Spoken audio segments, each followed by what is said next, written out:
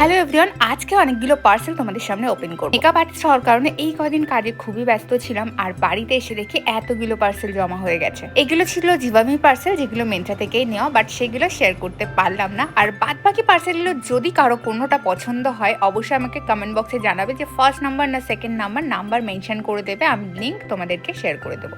প্রত্যেকটা dress summer special, মানে সামারের জন্যই নেওয়া। এটা চাইলে তোমরা ঘরেও পরতে পারো, আবার বাইরে কটসেট হিসাবে ইউজ করতে পারো। আমাদের তো শীতকালে আর শীতই পড়লো না, কিন্তু গরমকালে চড়া গরম অবশ্যই পড়বে।